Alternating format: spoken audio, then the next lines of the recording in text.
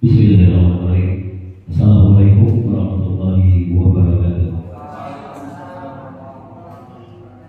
Yang saya hormati Bapak Imam Rofi SPD selaku Kepala SNPN 4 Sukowono, yang saya hormati seluruh Dewan Guru dan juga kepada yang saya hormati juga kepada Bu Ika Prasetya Handayani dan juga Bapak Fahmi Dr. SPD. Pertama, marilah kita panjatkan puji dan puji syukur kehadirat Allah Subhanahu wa taala yang mana pada kesempatan pagi hari ini kita masih diberi kesehatan sehat walafiat. Salawat serta salam tak lupa kita haturkan kepada junjungan kita Nabi Nabi Muhammad SAW yang telah membawa kita dari alam jahiliyah ke alam terang dan seperti sekarang. Bapak, Ibu yang saya hormati, pada pagi hari ini kita akan melaksanakan diseminasi modul 1 ITB budaya positif calon guru penggerak angkatan 9 UPTD Satuan Pendidikan SMP 4 Sukowono. Yang akan untuk pematerinya nanti akan diberikan langsung oleh Ibu Ika Prasetya Handayani dan juga Bapak Ahmad Fahmi Nidom Badete. Sebelum kita lanjut ke acara yang berikutnya, marilah kita buka acara pada pagi hari ini dengan bacaan bersama. Bismillahirrahmanirrahim.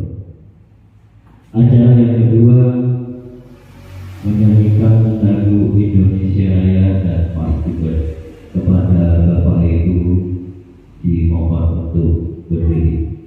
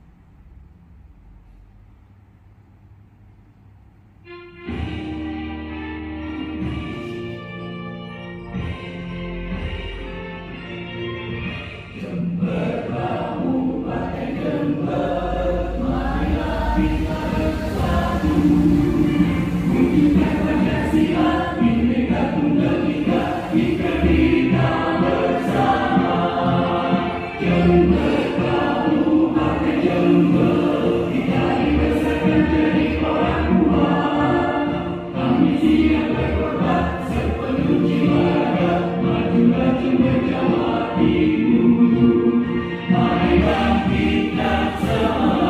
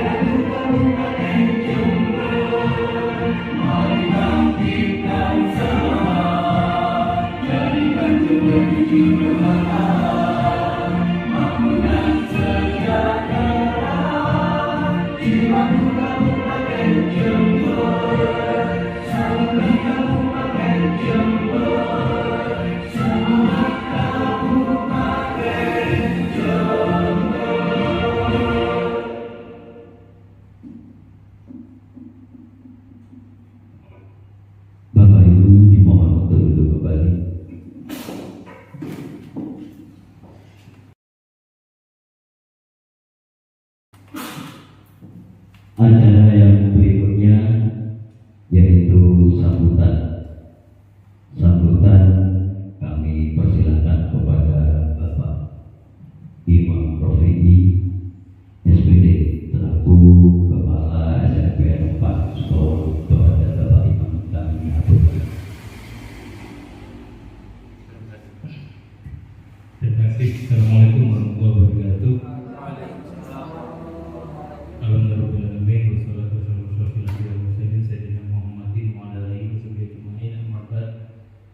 Pertama-tama adalah kita panjatkan puja dan puji syukur kepada Allah yang telah memberikan nikmat sehat dan hidup kepada kita semua. Kedua kalinya salam serta selawat senantiasa kita aturkan pada junjungan Nabi besar Muhammad sallallahu alaihi wasallam yang telah memberikan kepada kita semua. Pertama-tama terima kasih atas inisiasi, atas kreativitas yang dilakukan oleh calon guru penggerak angkatan ke-8 dan angkatan ke-9, yaitu Bu Ika Gustihandayani dan Pak Fahmi, yang telah senantiasa memberikan beberapa tahap kinerja pada calon guru penggerak tahun 2002 kita ini. Kemudian untuk Bapak Ibu Guru SMP Negeri 4 Sukowono yang saya banggakan. Bapak, banyak yang perlu saya lakukan buat panjenengan, cuman saya hanya memberikan informasi buat panjenengan bahwa program ini luar biasa.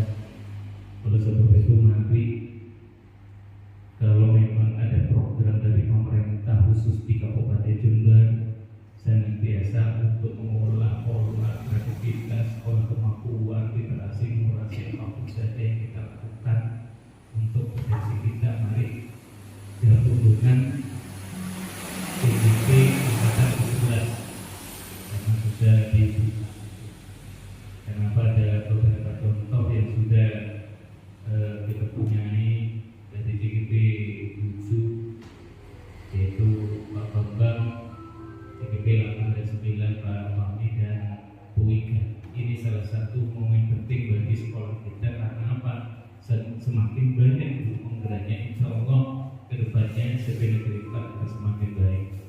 Bapak, sesuai dengan informasi yang diberikan pada saat ini kita kumpul di sini di Demarin adalah ada program diseminasi di modul CGP 1.4, yaitu tentang budaya positif. Arti diseminasi mungkin kita tahu adalah menginformasikan balik kepada panjenengan semua tentang program-program yang akan dilakukan pada saat sekarang, yaitu di modul 1.4, yaitu budaya sehat. Nanti dari program itu jelas pendiseminasiannya itu ada beberapa tahap nanti yang perlu dilakukan untuk dua kegiatan, yaitu yang pertama adalah penyebaran pemahaman konsep tentang budaya sehat. Nah, ini sangat penting sekali buat siswa-siswi kita sebagai 4 Sukowono. Terus yang kedua tentang bagaimana penerapan pemahaman pada siswa SMP Negeri 4 Sukowono. Jadi pemahaman konsep pada panjenengan semua, Bapak Ibu Guru, kemudian bagaimana penerapannya kalau kita terapkan kepada siswa tentang budaya positif. Hal-hal yang terkait dengan positif kita sudah banyak melakukan. Contoh 5S yang kita lakukan tiap hari, yaitu kita sekolah nanti murid-murid datang memberikan ucapan, salaman dengan anak-anak, dengan siswa, yang ramah yang kita lakukan dan sebagainya. Tentang budaya, bagaimana kita melaksanakan kebersihan sekolah, pembuangan sampah. Jadi budaya positif tepat waktu kalau kita mengajar, dan banyak lagi budaya-budaya positif lainnya. Tetapi di CGP nanti di budaya positif ada yang dikenal dengan keyakinan kelas. Jadi kalau udah keyakinan yang ditentukan oleh pendidik di situ, nanti sama-sama ada klausul di situ, ada yaitu tentang bagaimana ada penetapan perjanjian di dalam kelas. Kalau sudah punya keyakinan, maka nanti ada penerapan dan perjanjian yang akan dilakukan oleh stakeholder yang ada di dalam kelas, siswa-siswi beserta dengan gurunya. Demikian juga karena pemahaman bukan hanya pada guru, juga diberikan pada guru, ya, bukan hanya pada murid tetapi pada guru. Yuk kita juga berkeyakinan. Keyakinan apa? Paling tidak sama, gitu ya. Kita senantiasa berpadu dalam proses pembelajaran dan sebagainya. Banyak sekali budaya positif yang perlu kita lakukan. Nah, dari kejadian ini, maka nanti di JKP ada modul 1.4 dengan budaya positif, dan ini yang perlu mendapatkan apresiasi dari kita. Nanti akan didiseminasikan. Nanti ada umpan balik yang perlu kita lakukan. Apa yang menjadi refleksi dari kajian ini. Kalau kita lanjutkan, kita kembalikan, gitu. Jadi ini luar biasa. Mari semuanya Bapak Ibu kita dengarkan paparannya, bagaimana pemahaman yang perlu kita lakukan. Setelah itu kalau memang itu baru kita mengejawatakan di dalam kegiatan kita sehari-hari. Tanpa ada informasi maka kita tidak bisa menjadi berisi apapun saja. Ilmu kalau kita tidak tambahi, ilmu kalau kita tidak ulang bersama-sama, ilmu kalau tidak diisi bersama-sama, maka ilmu aja tetap saja. Jadi hanya menjadi semacam ilmu tetapi tidak bermanfaat. Oleh sebab itu ini sudah ada hal bagus pendiseminasian apa yang sudah dilakukan oleh dua calon guru penggerak yang angkatan 8 dan 9, yaitu Bu Rika dan Bu Fahmi. Semoga proses pembelajaran yang kita lakukan pada hari ini bisa bermanfaat bagi kita semuanya, terutama dalam dunia. Itu saja Bapak Ibu yang perlu saya informasikan. Kedepannya, yuk sama-sama kita ramaikan, kita untuk menjadi calon guru penggerak yang akan datang berikutnya di SMP Negeri 4 Sekolah. Wassalamualaikum warahmatullahi wabarakatuh.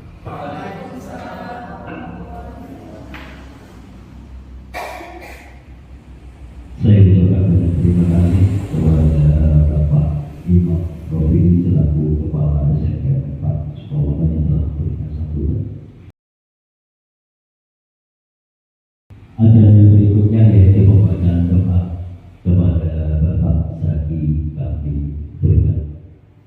Bismillahirrahmanirrahim.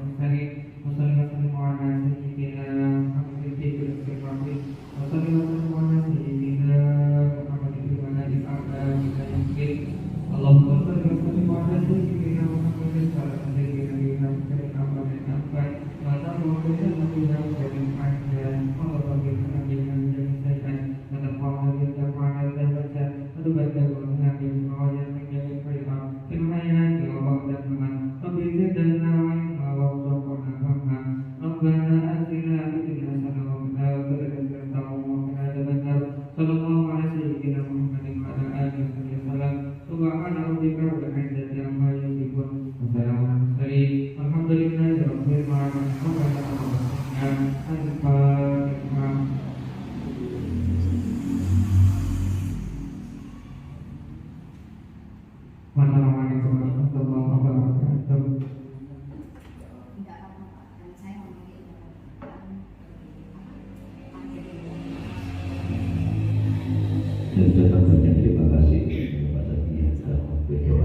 Untuk acara berikutnya yaitu penyampaian materi yang pertama yaitu tentang disiplin positif dan nilai-nilai kebagusan yang akan disampaikan oleh Bapak Fahmi itu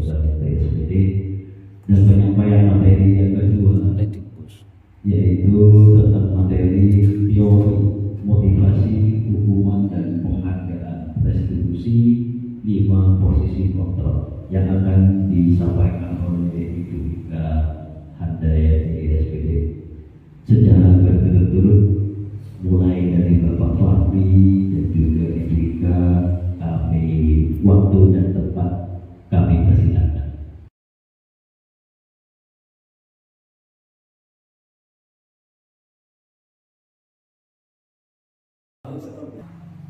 Bismillahirrahmanirrahim. Assalamualaikum warahmatullahi wabarakatuh. Waalaikumsalam warahmatullahi wabarakatuh. Salam dan bahagia. Dua kalimat ini merupakan jargon kami. Jadi dalam program guru penggerak kita untuk selalu menyebarkan salam dan kebahagiaan. Alhamdulillah pada pagi hari ini kita ditakdirkan oleh Allah bertemu bertatap muka. Di sini kami tidak posisikan sebagai orang yang lebih tahu, kami hanya menyebarkan apa yang sudah kami dapatkan untuk disebarluaskan sebagai hal yang positif. Dalam kesempatan pagi hari ini terlebih dahulu kami menyapa kepada Bapak Kepala Sekolah SMP Negeri Wono. Terima kasih atas kesempatan yang diberikan, motivasi dan dukungan yang beliau berikan kepada kami sangat luar biasa. Terima kasih juga kami sampaikan kepada Bapak dan Ibu Guru atas kesediaannya datang menghadiri undangan kami. Terima kasih, kami tidak bisa membalas apa-apa kecuali doa semoga keselamatan dan kebahagiaan selalu melingkupi menyertai Bapak Ibu dan keluarga. Sebelumnya kami akan merefresh dulu bahwa apa yang sudah kami lakukan selama ini kurang lebih 3 bulan terakhir ini, kami sudah melaksanakan atau mendapatkan banyak materi. Pada kesempatan siang hari ini kami ditugaskan untuk mendiseminasikan budaya positif.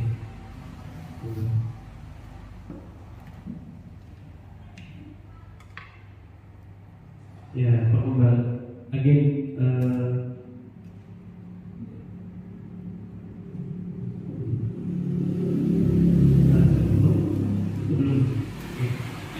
sebelum memasuki materi ada pertanyaan pematik. Bapak Ibu mohon dengan kejujurannya milih setuju atau tidak setuju. Yang pertama, hukuman dapat mendisiplinkan anak. Setuju atau tidak setuju? Ada yang tidak setuju katakan? Tidak ada, mayoritas setuju. Oke, terima kasih. Yang kedua, pemberian hukuman dengan hal positif seperti membaca atau membersihkan halaman sekolah dapat meningkatkan disiplin anak. Setuju atau tidak setuju? Setuju. Setuju juga. Yang tidak setuju angkat tangan. Tidak ada di mayoritas setuju. Yang ketiga, memberi penghargaan dapat meningkatkan motivasi belajar anak. Setuju atau tidak setuju? Setuju. Tidak setuju. Ada satu guru yang tidak setuju. Yang lain? Setuju. Oke. Terima kasih atas jawabannya. Itu yang saya alami, saya dan Ika alami mungkin ya. Saat baru masuk modul 1.4 budaya positif. Jadi memang mayoritas kita memberikan hukuman untuk mendisiplinkannya. Nah, pada materi ini ternyata kita diberikan sudut pandang lain tentang hukuman, restitusi dan sebagainya. Mari kita nanti belajar bersama-sama. Yang kedua, memberikan hukuman dengan hal positif seperti membaca atau membersihkan halaman sekolah dapat meningkatkan disiplin. Ada yang seperti itu mungkin salah satu dari kita, ada yang tidak setuju karena mungkin tidak ada hubungannya dengan pelanggaran yang dilakukan. Monggo nanti kita belajar bersama-sama. Yang ketiga, memberi penghargaan dapat meningkatkan motivasi belajar. Oke, saya juga setuju amalnya. Tapi ternyata ada sudut pandang lain yang menyebutkan bahwa ada hal lain yang mungkin lebih bermakna dan membekas pada diri Anda. Itu, terima kasih. Nah, pada materi pada pagi hari ini kita akan belajar disiplin positif dan nilai-nilai teori motivasi, hukuman dan penghargaan dan restitusi. Ya, 2.1 dan 2.2. Masuk pada pembelajaran 2.1, disiplin positif dan nilai-nilai kebajikan universal.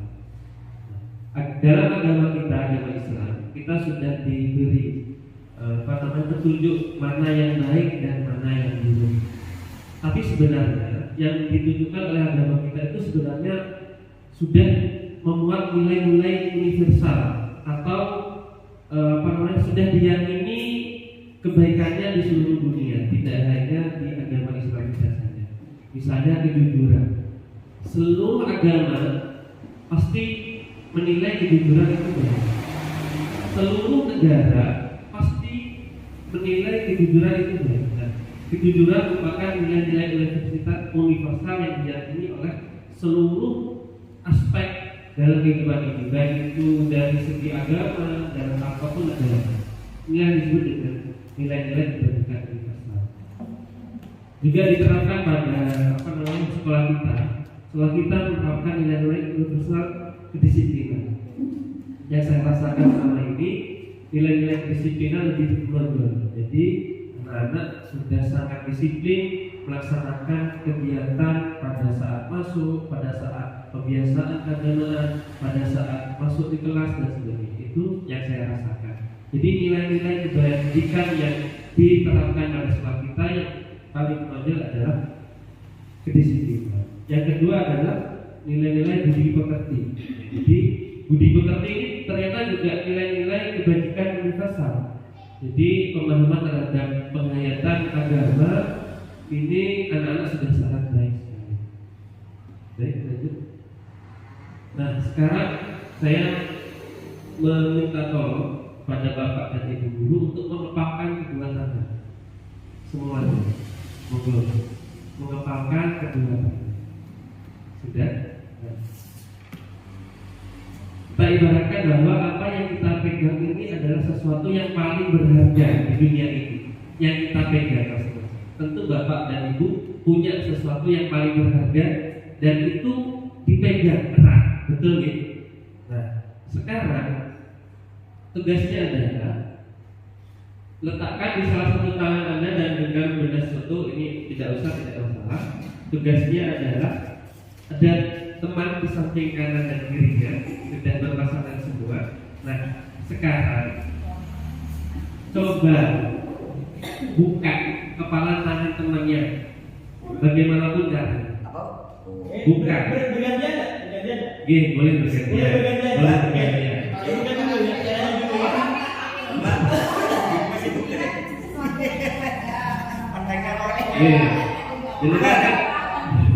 Ini sesuatu yang beragam. Saya buka kepala tangan saya sebisa.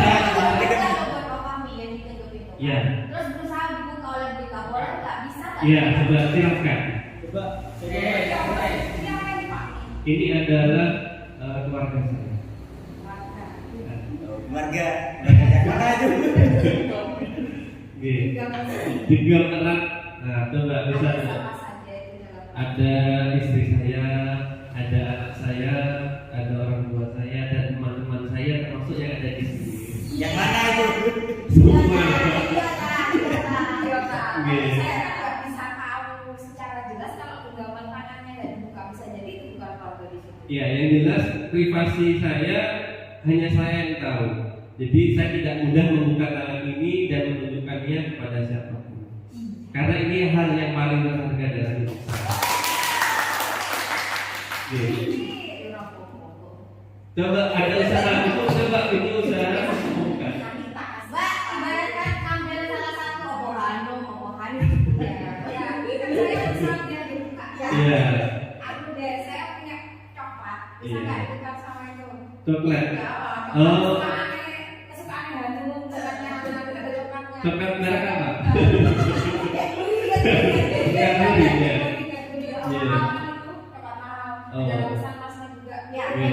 Ya, mohon maaf ini karena meskipun ini ditukar dengan seluruh emas yang ada di bumi ini dan seisinya, saya juga tidak akan membuka emas kepala tangan saya.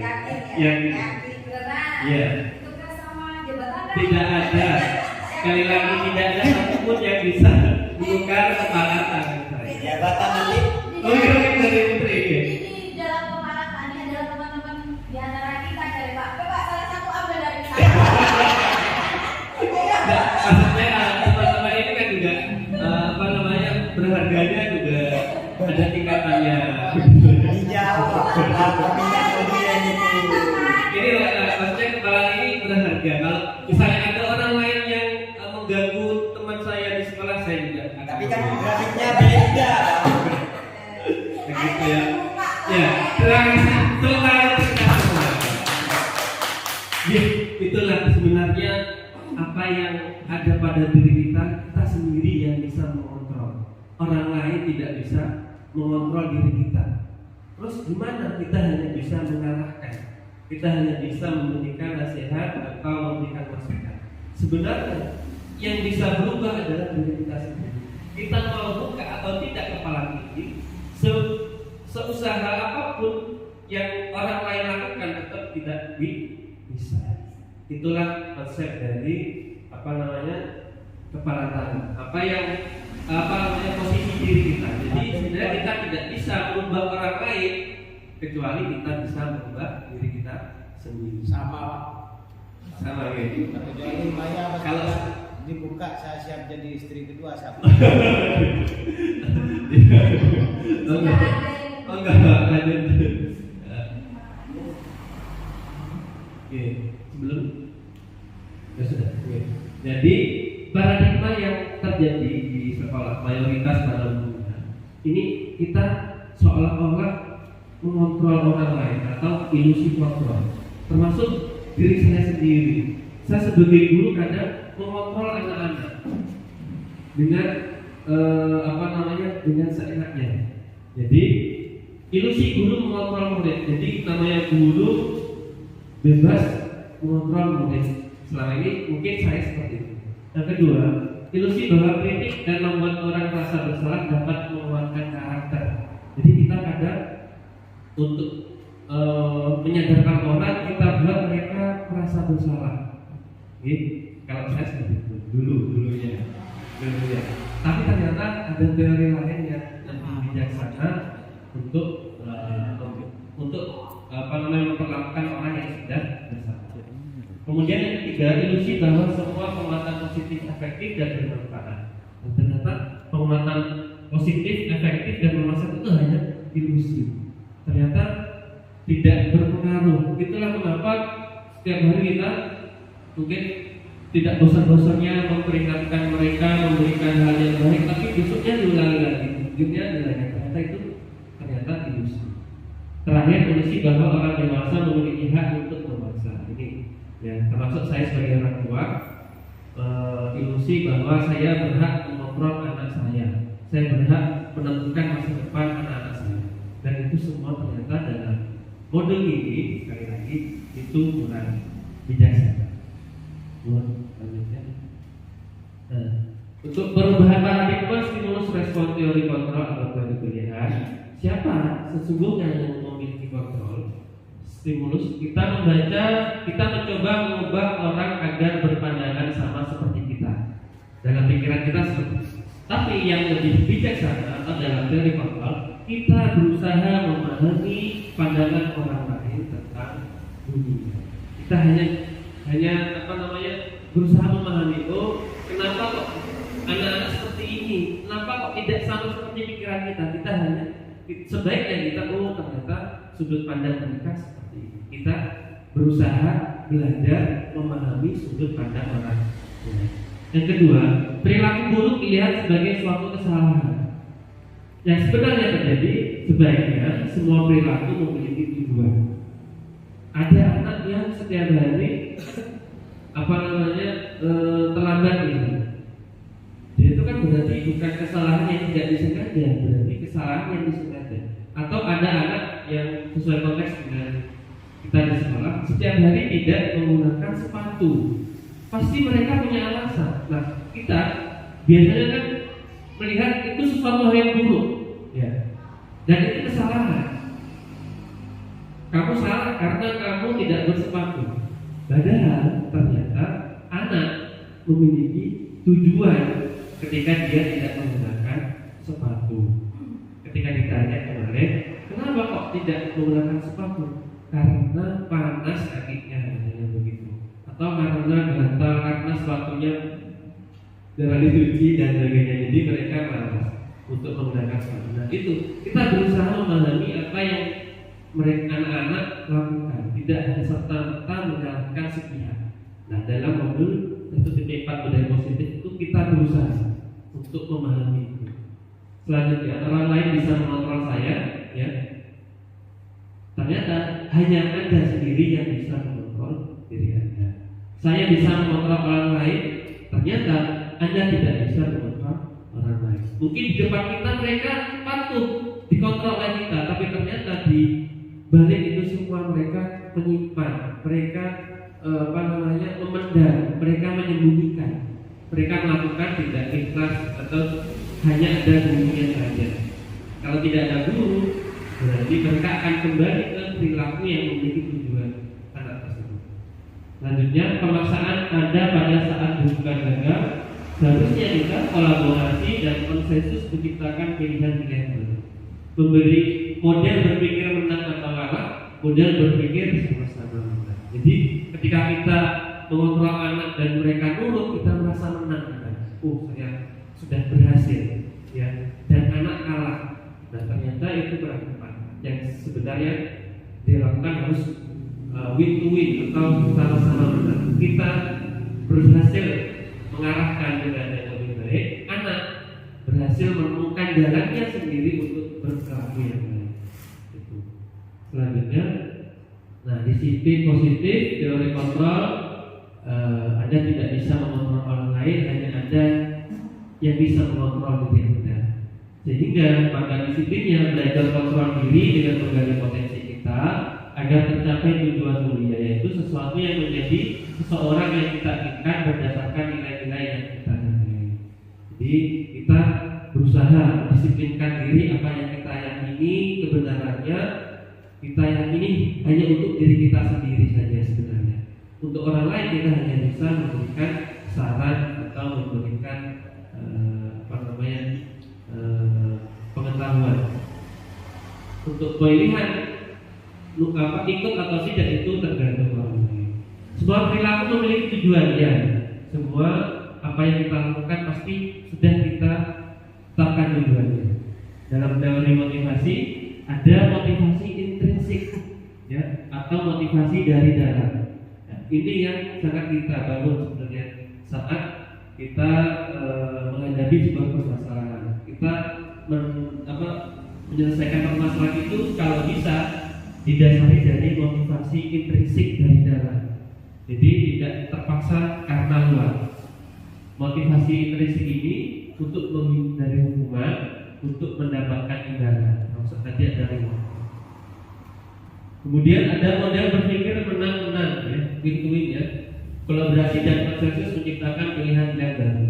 Dalam modul ini ada 5 posisi kontrol yang nanti akan dijelaskan lebih lanjut oleh Wika.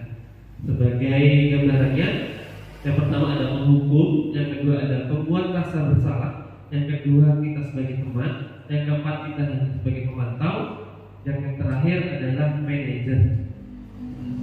Di manajer ini kita sudah bisa menghargai diri sendiri, kita juga bisa menghargai orang lain.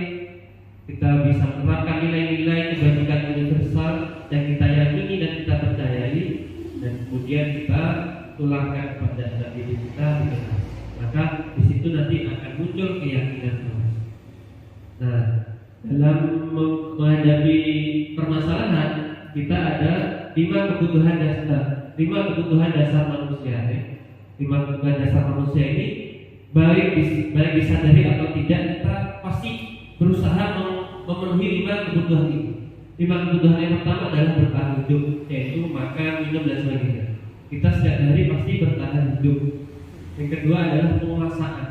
Kita punya kebutuhan menguasai sesuatu, baik itu menguasai benda atau orang lain. Itu kebutuhan dasar, ya, yang yang kita tidak bisa kita tolak dan kita tidak bisa acukan itu pasti ada pada diri manusia, yaitu kebutuhan dasar menguasai.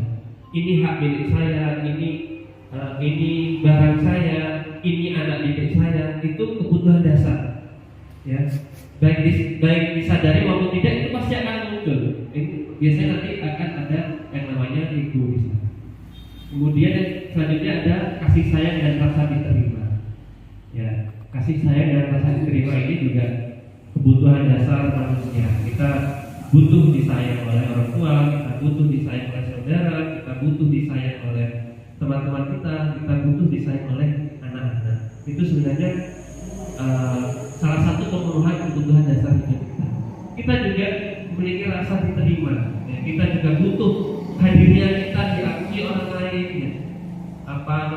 Kehadiran kita dinantikan orang lain itu juga kebutuhan dasar. Makanya kebutuhan dasar ini apabila tidak terpenuhi pasti akan ada imbasnya, termasuk di anak-anak. Anak-anak kenapa kok tidak disiplin positif? Ternyata ada kebutuhan dasar dari anak-anak yang tidak terpenuhi. Misalnya rasa kasih sayang yang kurang, dihargai atau diterima di keluarga yang kurang, sehingga mereka mencari kebutuhan itu di luar, misalnya di sekolah. Bahkan kalau di sekolah juga tidak ada, mereka akan mencari di tempat yang lain. Yang buruknya apabila mereka diterimanya di tempat yang tidak kurang baik, misalnya di pergaulan dan sebagainya. Kok kadang anak-anak lebih mendengarkan temannya daripada gurunya atau orang tuanya? Ya itu mungkin karena kebutuhan dasarnya diterima di tempat yang lain yang kurang sesuai. Makanya kita sebagai guru juga seharusnya kita memenuhi kebutuhan dasar anak-anak juga di sekolah. Misalnya di rumahnya kurang, ada anak yang mungkin kebutuhannya kurang di rumah, maka sebisa mungkin kita memenuhinya di sekolah. Jangan sampai mereka mencari penerimaan atau rasa diterimanya di tempat yang kurang baik, di pergaulan yang berbeda. Selanjutnya ada kesenangan dan kebebasan. Baik, itu saya kira sudah jelas. Lanjut. Apa makna disiplin?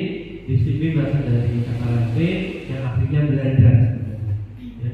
Makna asal dari kata ini berkonotasi dengan disiplin diri dari murid-murid. Disiplin membuat orang menggali potensinya menuju sebuah tujuan apa yang dia hargai. Namun dalam budaya kita, makna kata disiplin telah berubah menjadi sesuatu yang dilakukan seorang pada orang lain untuk mendapatkan kepatuhan. Ini ada pergeseran makna. Tapi sebenarnya makna disiplin positif itu adalah mau belajar atau pembelajaran sepanjang hari. Kita sebagai manusia terus belajar dan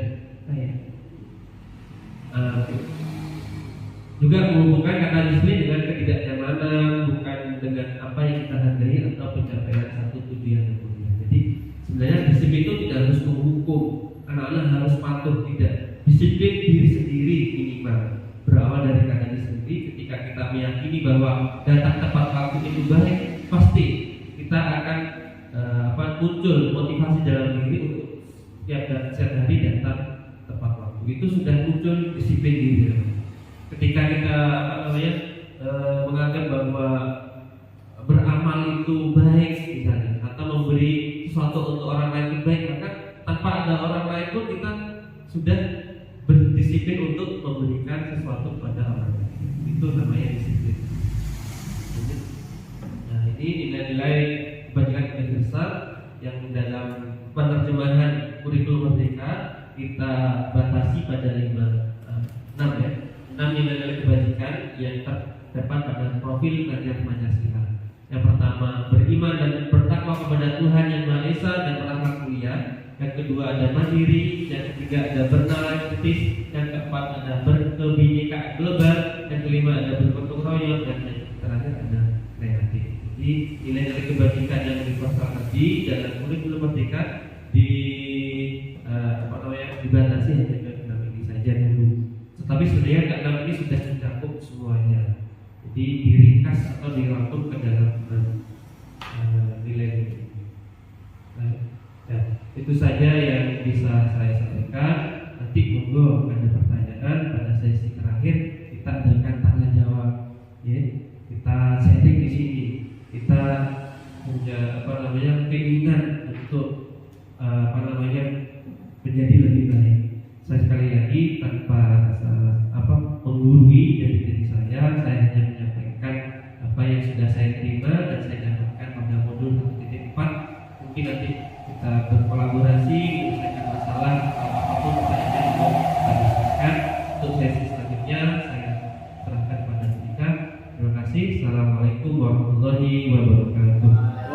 Waalaikumsalam warahmatullahi wabarakatuh.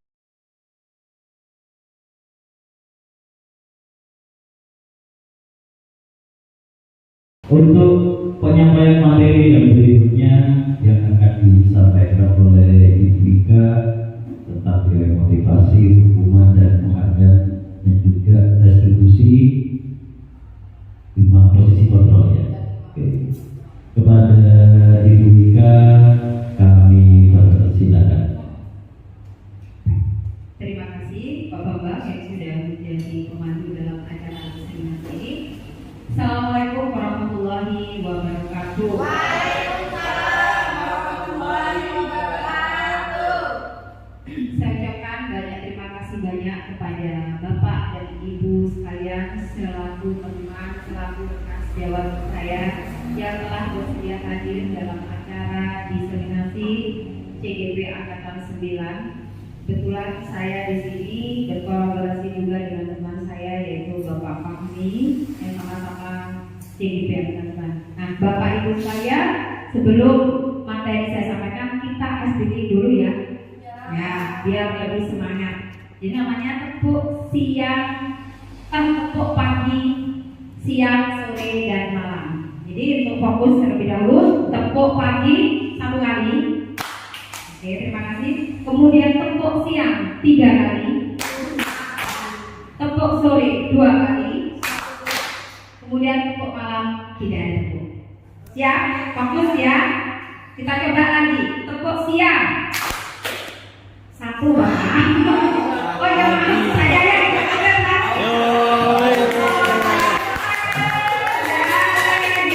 tepuk pagi, tepuk siang, tepuk sore, tepuk malam.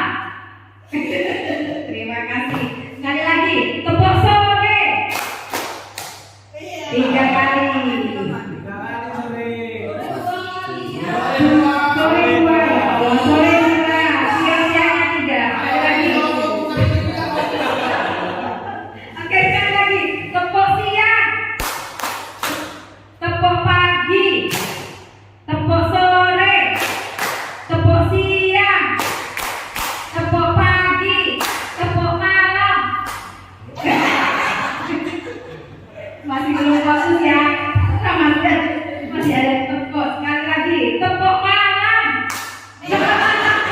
Kebutuh malam ya, kebutuh. Sabar. Masih fokus, sekali lagi fokus. Tepuk pagi, tepuk sore. Nah, tidak bersama, ada yang 1, ada yang 2. Fokus lagi. Tepuk malam, tepuk siang, tepuk sore, tepuk pagi siang.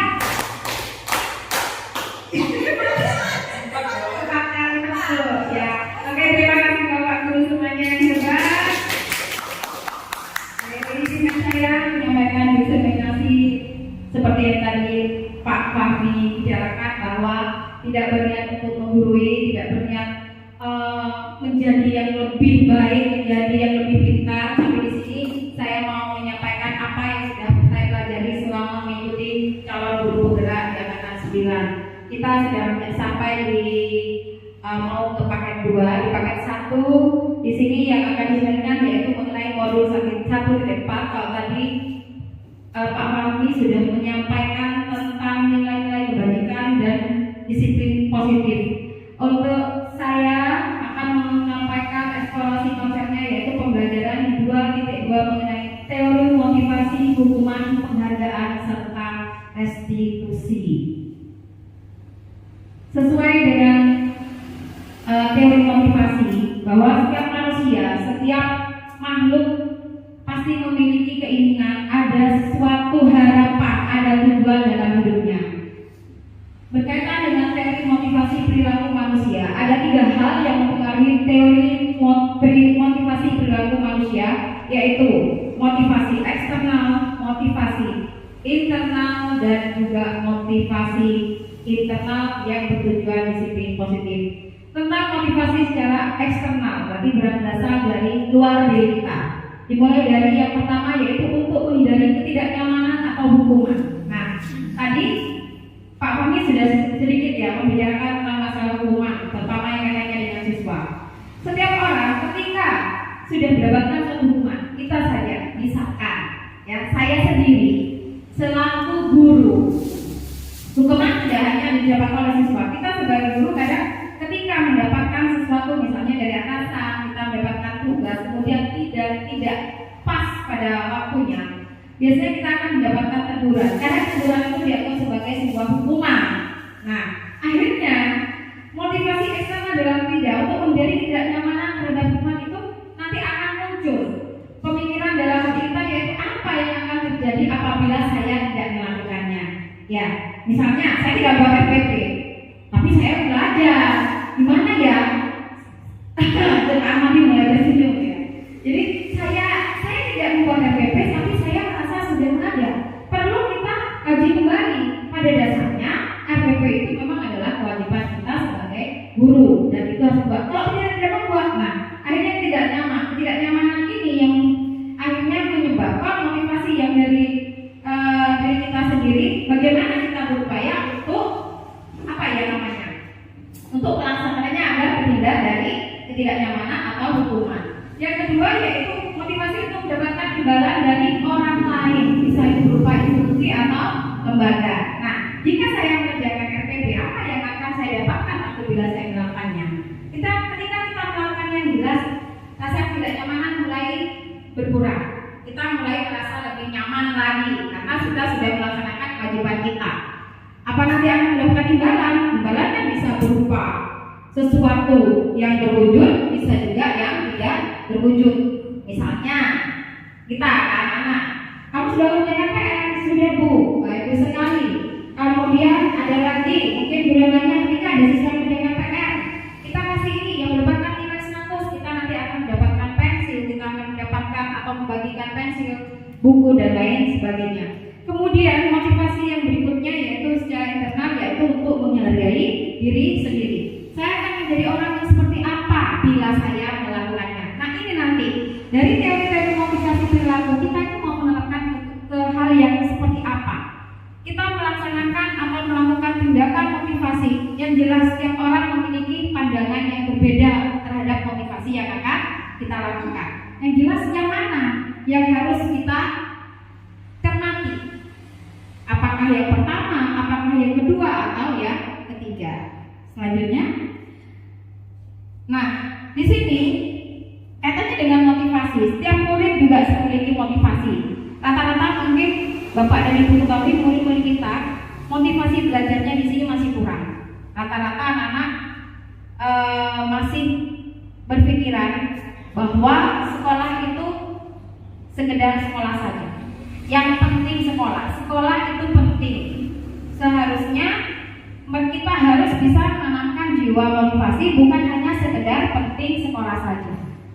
Kaitannya dengan motivasi tadi, setiap orang yang memiliki motivasi pasti mereka juga ada hal yang membuat mereka lebih nyaman menggunakannya, sehingga seluruh adanya sebuah kemerdekaan, harus merdeka. Dimana menurut Ki Hajar Dewantara, merdeka itu artinya tidak hanya terlepas dari perintah, akan tetapi juga cakap buat memerintah diri sendiri. Ini kaitannya dengan motivasi yang ketiga ya, untuk menghargai diri sendiri ini tadi. Selanjutnya, Bukaya. Nah, kaitannya dengan hukuman tadi, dihukum oleh penghargaan. Bahwa penghargaan berlaku sama dengan hukuman dalam artian meminta atau membujuk seseorang untuk melakukan sesuatu untuk memenuhi suatu tujuan tertentu dari orang yang meminta atau membujuk. Dorongannya adalah secara eksternal, ada juga karena faktor ketergantungan. Seperti tadi yang Pak Fahmi menggaung tadi, sebenarnya itu kan suatu bujukan. Bagaimana kita membujuk Pak Fahmi, ayo buka, ada apa di tangannya, ada apa? Saya ingin tahu. Makanya kita harus melakukan berbagai upaya agar Pak Fahmi bisa membuka genggaman tangannya. Tapi tidak ada yang berhasil tadi ya. Pak Fahmi tidak terbujuk oleh apapun. Wah, beliaunya sangat luar biasa. Walaupun bukan dengan harta, tidak mau, tahta, tidak mau, bahkan dengan wanita.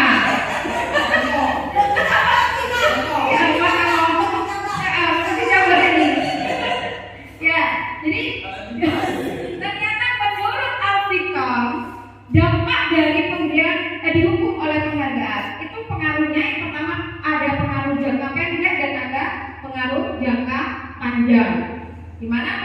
penghargaan hukum, penghargaan tata kelurahan ketempatan, penghargaan tindakan tertib, penghargaan merusak hubungan. Jadi kesimpulannya, jika kita mendapat hukuman oleh karena adanya penghargaan, itu hanya sifatnya jangka pendek saja. Mungkin kita bisa, murid kita misalkan, dia tidak pakai sepatu, kita hukum kan, diambil sepatunya. Nah, ketika sepatunya sudah diambil, dia merasa nggak enak, nggak nyaman. Akhirnya setelah itu dia akan meminta, boleh nggak saya meminta sepatu saya? Oke, dengan perjanjian ini dan sebagainya. Tetapi ternyata setelah beberapa waktu pasti akan kembali lagi tidak menggunakan sepatu. Jadi penghargaan yang hukum ini juga mengurangi yang namanya ketetapan kita. Fokusnya seperti apa sih, mau kemana? Penghargaan yang menjadi tidak efektif. Jadi penghargaan kita yang mengatakan pada murid ketika dia sudah menyadari dari hukumannya itu akhirnya juga tidak akan selamanya berlangsung. Nah, kemudian penghargaan merusak hubungan ini. Mungkin Bapak Ibu di sini ada yang mau berikan tanggapan tentang penghargaan juga dapat merusak hubungan. Ada yang bisa menanggapi? Penghargaan merusak hubungan. Maksudnya menimbulkan kecemburuan sosial bagi yang lain. Betul, bisa seperti itu. Misalkan, nih tadi siapa ya? Dari contoh Pak Jaki misalkan. Pak Jaki sebagai kesiswaan, ya, dia kan dekat sama anak. Ada Diva, ada Fatimah, kemudian ada Aisyah. Ya saya tahu cewek-cewek semuanya. Saya tahu juga banyaknya cewek-cewek yang dekat. Nah, karena anak kita sangat dekat dengan Pak Jaki. Suatu saat Pak Jaki meminta memberikan tugas kepada Fatimah. Nah, Fatimah melaksanakannya dengan baik. Kemudian Pak Jaki tidak ada niatan apa-apa. Kemudian dia memberikan sesuatu. Misalkan memberikan sebuah cincin kali baka ya, berlebihan. Nah, tapi saya merasa, wah saya sangat senang ya dapat ini dari Pak Jaki. Kemudian akhirnya bilang ke Diva, loh apa nih? Saya juga ikut mengerjakan. Diva kan akhirnya curhat teman-teman yang lain dari A ke B, B ke C. Akhirnya timbullah yang namanya kecemburuan sosial. Akhirnya hubungan yang baik menjadi rusak, kurang baik kembali. Nah itu. Kemudian berikutnya Bu Maya, dihukum oleh penghargaan dapat ini akibatnya penghargaan juga dapat menurunkan kualitas, penghargaan mematikan kreativitas, penghargaan mengurangi motivasi intrinsik yang tadi menghargai diri kita sendiri, kemudian mematikan kreativitas karena ya sudah orang itu sukanya begini, ya ikuti saja seperti itu. Anak ini sukanya begini.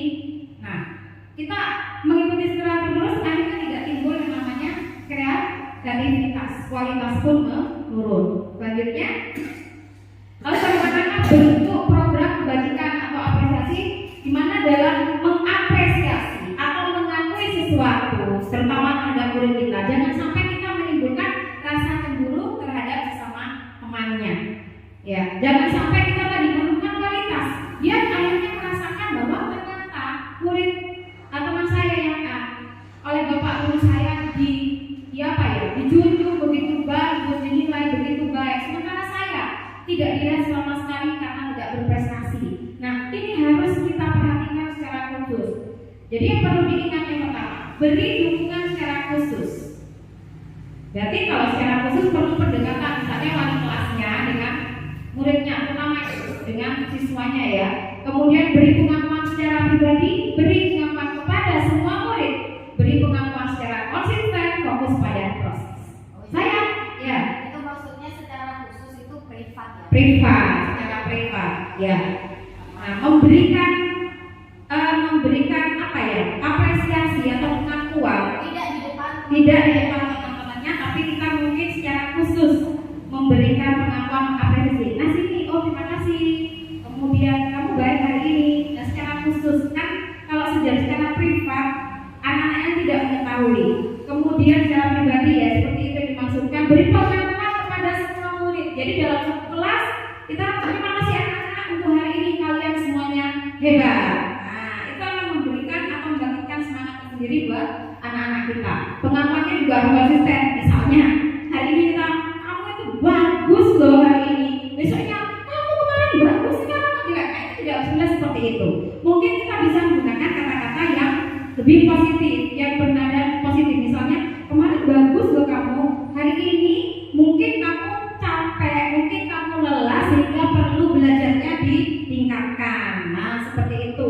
Kemudian fokus pada prosesnya. Kita mau apa sih sebenarnya dalam hal pemberian apresiasi ini? Jadi nggak tiba-tiba langsung, sekarang ini kamu semuanya bagus, kamu semuanya baik. Harus fokus pada proses. Jadi bagaimanapun proses itu tetap dijadikan hal yang utama. Berikutnya, contoh pengakuan atau apresiasi kebajikan. Nah, ini pembukanya. Kemarin saya perhatikan, ini kata-kata pembukanya ya. Nilai kebajikan yang terkandung adalah rasa empati besar sekali. Situasi pada saat menolong murid baru di kelas kita.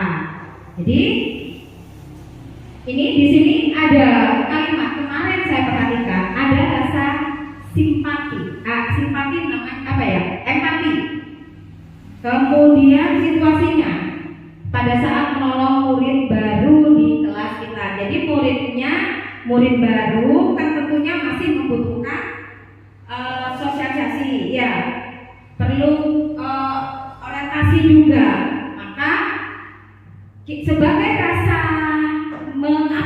empati kita, akhirnya kita bisa mengajak dia. Kemarin saya perhatikan kamu loh di sini. Nah, apa sih sebenarnya yang kamu inginkan?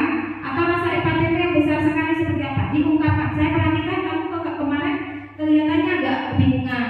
Saya perhatikan kemarin kamu itu belum dijemput jam sekian. Harusnya nilai kebajikannya, rasa empatimu, situasinya bisa jadi pada saat menolong murid baru di kelas kita atau di situasi yang lainnya. Saya menghargai. Jadi kalimat ini merupakan nilai kebajikan dari kepedulianmu. Misalkan tadi ya Bu Maya bilang gini, nanti saya kalau mau menikah, saya nggak mau ada pesta-pesta.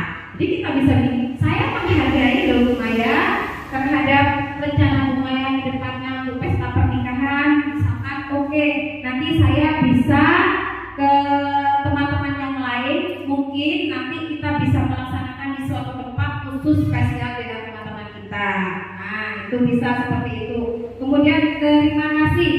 Ini sebagai bentuk rasa tanggung jawab kita bisa mengajarkan anak-anak bahwa setiap dia meminta pertolongan, setiap dia meminjam ataupun melakukan hal-hal yang berkaitan dengan minta tolong orang lain, kita harus selalu mengajarkan kepada anak-anak kata-kata terima kasih untuk rasa tanggung jawabmu pada saat kamu kertas dan lain sebagainya.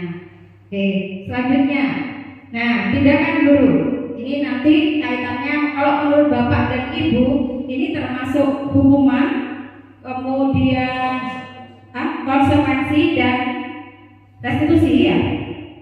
Mencatat 100 kali di dalam buku kalimat, saya tidak akan terlambat karena melambat sekolah. Menurut Bapak Ibu ini termasuk hukuman, konsekuensi apa restitusi? Hukuman. Ya, hukuman. Kemudian lari mengelilingi lapangan basket 2 kali karena terlambat hadir di sekolah. Hukuman. Murid diminta push up 15 kali karena tidak menggunakan masker di sekolah. Hukuman. Menggantikan kertas tugas teman yang telah dicoret-coret. Hukuman. Konsekuensi. Mempersilakan tumpahan air di meja tulis, membersihkan tumpahan air di meja tulis karena tersenggol pada saat belajar. Konsekuensi. Murid disuruh untuk mengenakan sepatu seharian di sekolah karena tidak mengenakan sepatu hitam. Hukuman ada yang konsekuensi. Hukuman apa konsekuensi? Oke, saya nanti. Ya, kamu nih. Hukuman. Ajaki konsekuensi. Ada 2 konsekuensi dan 2 hukuman. Lari mengelilingi lapangan basket 2 kali karena terlambat 10 menit untuk pelajaran PJOK. Ya. Secara jujur, tindakan guru ini saya pernah melakukan mencatat, meminta anak mencatat dalam buku kalimat pernah saya lakukan. Kemudian lari mengelilingi lapangan balkon di belakang pernah saya lakukan. Murid mencatat saya juga pernah menggantikan bersemak, semuanya pernah saya lakukan ini. Ya, kerjakan saya dulu. Tapi karena ini saya sudah dari diklat ya program CGP ini agak mulai luntur sedikit-sedikit. Sudah mulai memahami tentang teori-teori dari pemikiran filosofis Ki Hajar Dewantara. Coba kita lihat hasilnya semua ya. Nah ini, jadi mencatat 100 kali di dalam buku kalimat itu termasuk hukuman, lari juga hukuman, murid di kampus termasuk hukuman, menggantikan kertas tugas teman juga termasuk konsekuensi, membersihkan tumpahan air di meja tulis konsekuensi, murid disuruh mengenakan sepatu seharian di sekolah karena tidak mengenakan sepatu hitam itu termasuk hukuman, kemudian lari di lapangan basket 2 kali juga termasuk basket karena melanggar betul, karena ini pelajaran dibuka termasuk konsekuensi. Nah dari ini bisa terlihat di Bapak Ibu apa perbedaan antara hukuman dan konsekuensi. Jadi kalau menurut Bapak Ibu bagaimana? Hukuman itu berkaitan dengan aturan. Apalagi? Pelanggaran disiplin. Ini apalagi? Keputusannya sepihak. Ada lagi yang lain? Ini mencatat 100 kali di dalam buku kalimat saya tidak akan terlambat. Yang saya ingat pertama kali ketika anak-anak saya minta menulis ini, mereka menulisnya begini, buru-buru capek akan nulisnya. Nah itu lebih ke fisik sama dengan ini. Ketika lari, ada saya terus tidak pernah menghukum lari lagi. Kenapa? Karena saya pernah kejadian anak itu saya hukum lari tanpa saya tanyakan. Saya hukum lari kemudian dia terduduk hampir semaput. Alhamdulillah semaput waktu saya masih di SMP 1 BJB. Jadi dia itu tidak sarapan. Jadi saya suruh lari kan tidak tanya karena dia tidak menjaga tugas. Menggantikan kertas teman ya konsekuensi karena dia sudah mencoret-coret dari ada nilai tanggung jawab. Demikian juga dengan membersihkan tumpahan air, murid disuruh mengenakan sepatu, tidak mengenakan sepatu ini maksudnya. Murid disuruh tidak mengenakan sepatu seharian di sekolah. Bayangkan sudah tidak mengenakan sepatu seharian di sekolah. Bagaimana Bapak-bapak? Senang nggak Bapak-bapak? Nggak pakai sepatu seharian, suka tidak? Saya. Iya. Kalau saya pribadi suka. Suka. Karena kaki saya luka. Ya, luka. Tapi kalau murid-murid dia pakai sepatu, nggak ada kalau Bapak pakai sepatu masih menggunakan sandal. Karena kalau muridnya kan tidak, pasti ada rasa malu, kemudian juga rasa nggak enak. Kalau mereka yang memiliki rasa ingin dihargai, pasti mereka akan memiliki rasa malu. Lari di lapangan basket 2 kali tanpa terlambat. Mungkin ini karena adanya kesepakatan, Iya. sehingga disebut dengan konsekuensi. Lanjut. Nah, ini perbedaannya antara hukuman dan konsekuensi. Ini menurut diagnosa. Jadi perbedaan hukuman dan konsekuensi dilihat dari bagaimana harus terjadi, kemudian waktunya, kemudian juga pembentukan kedisiplinan. Nah, di sini anak membenci kedisiplinan. Ada kata-kata begini, aturan dibuat untuk dilanggar. Nah, kalau memang hukuman itu efektif, seharusnya murid kita sekarang ini tetap ya bersepatu. Mereka juga kukunya pendek-pendek, rambutnya seharusnya tetap tidak dibuat sini tipis, sini tebal. Ini kita harus melacak ini. Mereka itu sudah tidak menyukai disiplin atau tidak, atau masih senang dengan kedisiplinan. Kalau anak-anak yang terbiasa di rumah disiplin, mungkin oke, saya akan menerima. Tapi bagi anak-anak yang di rumahnya tidak pernah dapat ini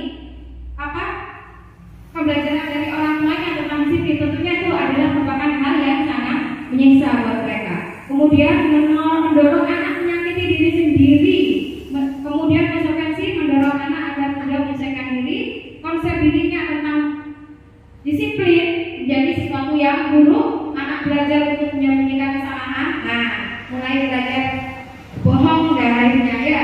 Kemudian ada rasa marah, rasa bersalah, diperlakukan merasa tidak dihargai, kemudian kehilangan hak, dibuat tidak nyaman, kemudian diasingkan sementara. Nah, itu perbedaan antara hukuman dan konsekuensi. Selanjutnya, identitas gagal. Ada identitas sukses. Identitas gagal contohnya adalah sesuatu yang harus menyakitkan terjadi.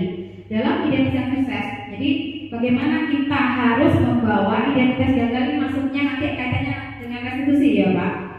Dimulai dari identitas gagal. Identitas gagal itu lebih kepada hukuman, sementara identitas sukses lebih ke disiplin, tapi ada konsekuensinya dan ada restitusinya. Nih Bapak Ibu sekalian bisa lihat di sini. Selanjutnya Maya. Nah, dari tadi saya bicarakan tentang restitusi. Restitusi adalah proses menciptakan kondisi bagi murid untuk memperbaiki kesalahan mereka sehingga mereka bisa kembali pada kelompok mereka dengan karakter yang lebih kuat. Di mana restitusi juga bisa dikatakan sebagai proses kolaboratif yang mengajarkan murid untuk mencari solusi untuk masalah mereka dan membantu murid berpikir tentang orang seperti apa yang ingin menjadi tujuan kuliah dan bagaimana mereka harus memperlakukan orang lain. Ini menurut Gosser tahun 2004. Ini yang masuk dengan restitusi. Jadi menciptakan kondisi yang tadi dari identitas gagal kalau ke identitas sukses itu merupakan salah satu bagian dari restitusi. Lanjut, ciri-cirinya. Yang pertama, restitusi bukan untuk menebus kesalahan, namun untuk belajar dari kesalahan. Saya yakin Bapak dan Ibu sebenarnya sudah pernah ya melakukan restitusi. Cuma kadang kita berpikir lebih banyak ke hukuman. Kita berpikir itu lebih banyak ke hukuman atau ke konsekuensi. Kemudian yang kedua, memperbaiki hubungan. Restitusi itu berupa tawaran, bukan paksaan. Ya, tidak boleh memaksa. Restitusi menuntun kita untuk melihat ke dalam diri. Kemudian restitusi mencari kebutuhan dasar mendasari tindakan. Restitusi diri adalah cara yang paling baik. Restitusi fokus pada karakter, bukan tindakan. Kemudian restitusi fokus pada solusi. Restitusi mengembalikan murid yang berbuat salah pada kelompoknya. Coba Umaya, di situ ada video restitusi yang sudah saya laksanakan. Ada video restitusi, ada di situ. Folder, ya. Jadi video kesepakatan yang ya boleh tuh membuli. Nah, ini kejadian sesungguhnya Bapak Ibu. Ya Pak Jaki, ada kejadian siswa kebetulan adalah wali kelasnya Bapak Jaki. Kemudian ada masalah dengan Pak Fahmi selaku wali kelas dari B. Nurike dibully oleh Yasir, jadi sampai nangis. Ada video yang aslinya, ya. Tapi sekarang saya menerapkan restitusi tadi. Bagaimana cara memproses, bagaimana kita menghadapi sebuah kejadian, fokus pada solusinya. Nah, nih. Nah, gurunya itu artis tahun 80-an, Bapak Ibu.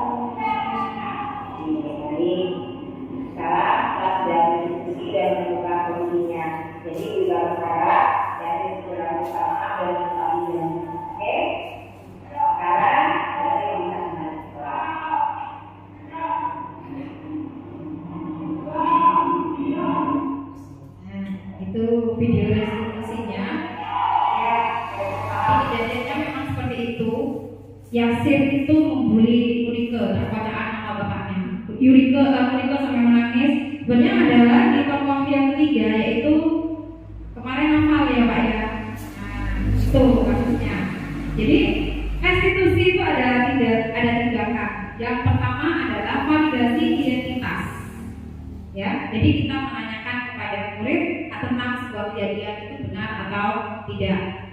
Kemudian yang kedua adalah validasi tindakan salah. Kita Kita tidak boleh langsung tiba-tiba kamu tadi nggak boleh seperti itu.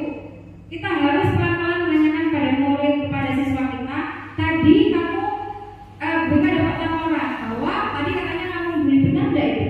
Iya benar. Kenapa? Apa yang menyebabkan kamu melakukan itu? Tadi menjawab, karena hanya ingin bercanda saja Bu.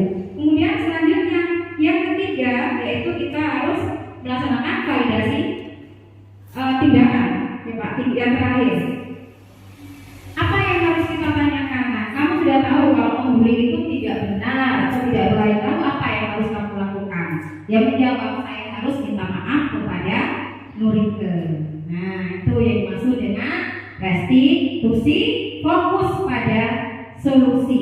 Jadi fokus pada karakternya, bukan tindakan apa yang akan kita lakukan terhadap anak tersebut. Jadi karakternya di sini kan sudah sadar, saya harus meminta maaf. Karakter saya tidak baik sudah, maka kita kembalikan dari identitas gagalnya menuju ke identitas yang sukses. Selanjutnya Bu Maya. Nah, restitusi nanti juga akan berkaitan dengan adanya keyakinan kelas. Mengapa tidak peraturan saja? Mengapa harus ada keyakinan kelas? Ya, ini mengapa kita harus bikin peraturan harus menggunakan helm bila mengendarai kendaraan roda 2? Ini termasuk keyakinan apa peraturan? Peraturan. Peraturan. Mengapa kita memilih peraturan 3M menggunakan masker, mencuci tangan dan menjaga jarak 1 cm termasuk keyakinan atau peraturan? Peraturan. Mengapa kita memilih peraturan harus datang tepat waktu pada saat mengikuti pelatihan? Keyakinan. Keyakinan. Ya. Oke, selanjutnya deh Pak Bu. Next. Nah, nih. Selama ini yang kita laksanakan sebenarnya adalah seringkali ke peraturan kelas. Apa sih bedanya peraturan kelas dengan keyakinan kelas? Mungkin Bapak Ibu wali kelas selama ini pernah sebelum pelajaran dimulai atau di awal pelajaran masih ayo kita buat peraturan, ya, ya kesepakatan kelas. Tapi awalnya sudah rata-rata peraturan, ayo kita buat peraturan. Sebelum saya melakukan keyakinan kelas, saya maksudnya ayo kita buat peraturan. Pertama, Bu guru ini kelas ini bersih, jadi sebelum pelajaran dimulai harus sapu.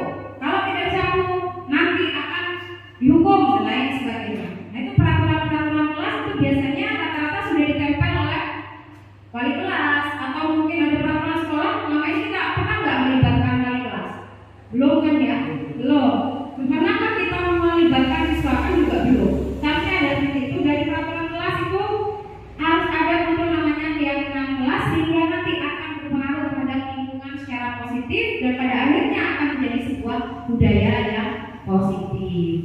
Selanjutnya, nah ini contohnya yang mana yang merupakan keyakinan kelas dan mengapa? Datang tepat waktu mengucapkan salam, menjaga kebersihan sekolah, berdoa sebelum dan kegiatan, aktif dalam pembelajaran. Ini tertib seperti ini jadinya. Kemudian kesepakatan kelasnya, kami guru dan murid yang saling menyayangi. Kalau di sini kan tidak jelas siapa ya yang harus melaksanakan ini kesepakatan kelasnya. Cuma seperti ini. Tapi kalau sudah dilaksanakan seperti ini, kami guru dan murid saling menyayangi. Kami murid yang semangat belajar, kami murid yang peduli dengan teman-teman. Ini namanya adalah kesepakatan ke kelas. Selanjutnya, nah kegiatan pendalaman keyakinan kelas kita bisa menggunakan tabel T dan tabel D. Mungkin nanti kita belajarnya perlu secara khusus lanjut saja Bumaya. Kegiatan dalam keyakinan sama lanjut. Nah, di sini mari kita bahas satu persatu. Selalu kembalikan buku ke tempatnya. Keyakinan kelas. Keyakinan kelas. Dilarang mengganggu orang lain. Peraturan. Hadir sekolah 15 menit sebelum pelajaran. Peraturan. Dilarang melakukan kekerasan. Peraturan. Dilarang menggunakan narkoba. Bergantian atau menuduh dirinya. Keyakinan. Gunakan masker. Jangan berlari kelas atau koridor. Keyakinan. Kita lihat ya. Selanjutnya Bu. Nah, peraturan Keyakinan kelas, karakter yang diharapkan di sini adalah tanggung jawab. Kemudian dilarang mengganggu orang lain merupakan karakter dari menghormati orang lain. Hadir di sekolah 15 menit sebelum pembelajaran dimulai menghormati orang lain. Dilarang melakukan kekerasan termasuk keselamatan atau menghormati orang lain. Dilarang menggunakan narkoba. Itu adalah karakter kesehatan. Kemudian bergantian menunggu giliran menghormati orang lain atau bersabar. Gunakan masker, itu adalah keselamatan dan kesehatan. Jangan berlari di kelas atau koridor, merupakan keselamatan atau keamanan. Jadi keyakinan kelas yang ini diharapkan dari peraturan ini akan menumbuhkan keyakinan kelas yang akan membentuk karakter seperti ini. Jadi anak-anak sadar, menumbuhkan kesadaran dalam diri bahwa jika saya membalikan buku pada depannya, saya itu adalah individu yang baik, individu yang memiliki tanggung jawab. Demikian juga dilarang menggunakan narkoba. Dia harus meyakini bahwa kenapa saya harus tidak menggunakan narkoba. Secara individual, secara dia sadar narkoba itu dapat merusak kesehatan. Selanjutnya, kebutuhan dasar manusia dan dunia berkualitas. Sudah ya tadi Pak Fahmi, coba lanjut lagi. Nah ini pembelajaran yang 5 posisi kontrol tadi Pak Fahmi sudah menjelaskan. Dalam 5 posisi kontrol, kita sebagai guru dihadapkan pada 5 posisi kontrol. Sebagai identitas gagal atau kontrol dari keluarga kita, menghindari hukuman. Sebagai penghukum, guru sebagai penghukum. Jadi dia biasanya akan berkata atau berbuat menghardik, menunjuk-nunjuk, menyakiti, menyindir. Saya pernah di posisi ini. Saya yakin Bapak dan Ibu tidak pernah ya. Kalau saya pernah tidak sama sekali. Ya, saya dari awal dari guru di 2004 sudah seperti ini. Menghardik, menunjuk, menyakiti, menyindir. Kenapa? Karena memang saya selama jadi siswa juga pernah diperlakukan seperti itu oleh guru kita. Kemudian guru yang berkedudukan sebagai penghukum, dia akan berkata, kalau kamu tidak melakukannya, awas ya, rasakan. Sama kan begini, kalau ada PR, Pak Jaki biasanya, saya dengar, awas ya, di office awas, ngontrak deh, tugas susah, oleh itu. Nah itu posisi penghukum itu Pak Jaki. Jadi posisi kontrolnya kita di sini. Hasilnya memberontak, menyalahkan orang lain dan berbohong. Saya kan yang pernah mendengar Viva gitu bilang. Ya, Viva Jaki itu terlalu banyak apa itu tugasnya. Mesinnya tugasnya seperti itu. Capek lah, makin saya harus itu. Akhirnya hasilnya seperti ini tadi memberontak. Kemudian kaitan dengan dunia berkualitas, murid meletakkan guru di luar dunia berkualitasnya. Jadi kita biar introspeksi diri nih ya. Saya terutama ini. Kemudian murid berkata, jangan saja nanti juga marah-marah lagi. Itu loh. Kemudian ada Pak, pada murid mengulangi kesalahan. Ya enggak? Pasti akan mengulangi. Itu pasti. Kemudian guru yang berada pada posisi kontrol membuat orang merasa bersalah. Nah ini dia, berceramah dan menyatakan seharusnya kalian itu belajar dengan baik. Ibu kecewa kalian tidak bisa memperoleh nilai yang bagus. Ini membuat rasa bersalah. Kemudian gurunya juga berkata, kamu sudah tahu, ibu lelah sekali mengatakan ini. Ibu capek, ibu jadi stres, tolong deh, please. Nah, jadi anak gimana akhirnya? Capek kan? Nah, tuh hasilnya menyembunyikan, menyangkal, berbohong. Anak-anak biasanya yang bisa mengambil hati, ini gurunya ini punya belas asih biasanya nih. Bu, nanti sudah ya Bu, kerjakan tugas saja sama sekelas, biasanya begitu rata-rata. Hasilnya kemudian kaitannya dengan dunia berkualitas, murid meletakkan guru di dalam dunia kualitas. Jadi lebih tinggi tingkatannya dari posisi kontrol ya, hukuman. Kemudian muridnya akan berkata, saya minta maaf. Kayak di Pak Jaki, maaf ya Pak, maaf Pak, itu biasanya. Ke ruang lab berapa kali. Kemudian tapi dampaknya kalau kita sering seperti itu juga akan mengakibatkan menjadi rendah di diri, tak pedean, pastor. Kemudian selanjutnya yang lebih tinggi dari membuat merasa bersalah, guru menetapkan diri sebagai teman. Ini sudah Jadi yang dua ini menghukum, membuat orang merasa bersalah termasuk dalam identitas gagal. Dan saya mengalami itu kurang lebih 13 sampai 15 tahun yang lalu. Saya baru menikmati jadi guru ini 2 tahun belakangan. Mengurangi rasa marah-marah sama murid. Ya. Kemudian kalau dulu saya selalu menjaga murid saya selalu mencekoki murid saya dengan kemarahan saya. Kadang saya punya masalah murid saya yang saya jadikan sebagai pelampiasan, dan itu ternyata tidak baik. Saya berangsur-angsur sadar sampai itu membuat orang merasa bersalah. Pernah saya lakukan, tapi tiba-tiba kok merasa malah diri saya ini jadi orang yang cengeng, orang yang tidak memiliki motivasi untuk mengajar dan tidak pernah bisa memotivasi murid saya untuk belajar. Kemudian memposisikan guru sebagai teman. Saya pernah memposisikan ini, membuatkan alasan-alasan untuk muridnya. Kemudian guru berkata, ayolah lakukan demi ibu, masa kamu tidak mau? Ingat, tidak pernah ibu tidak pernah membantu. Nah, ini pernah juga sih saya punya murid seperti itu. Kemudian hasilnya ada ketergantungan, murid meletakkan guru sebagai orang yang sangat penting di dunia berkualitas. Murid berkata, saya pikir bapak ibu teman saya ternyata begitu. Dampak pada murid lemah, tidak mandiri dan tergantung. Saya juga pernah di posisi sebagai teman, memposisikan diri sebagai teman, dan terjadi apa? Jadi betul memang. Jadi dia menjadi murid yang tidak mandiri karena merasa saya memiliki teman. Ini teman saya, gurunya dianggap sebagai teman, tidak ada bawa-bawanya. Kemudian tapi ini termasuk salah satu identitas yang mau ke berhasil atau ke sukses. Ada memantau, menghitung dan mengukur. Gurunya berbuat selalu menghitung dan mengukur. Guru berkata, apa peraturannya? Ayo, baris. Ayo sekarang. Sebelum waktu menunjukkan 15-16, kan sudah tahu peraturannya apa. Harus berbaris. Nah, seperti itu. Memantau. Tetapi tidak langsung mengambil tindakan. Gak baik juga. Menyelesaikan diri bila diawasi. Hasilnya menyelesaikan diri bila diawasi. Murid meletakkan guru peraturan dan hukum di dunia berkualitas. Berapa banyak bintang yang saya peroleh, berapa halaman yang harus saya tulis, dampaknya pada murid menitikberatkan pada sanksi atau hadiah untuk dirinya sendiri. Nah, di sini poinnya. Murid meletakkan guru peraturan dan hukum di dunia berkualitas, tapi hanya menyesuaikan diri bila dipantau.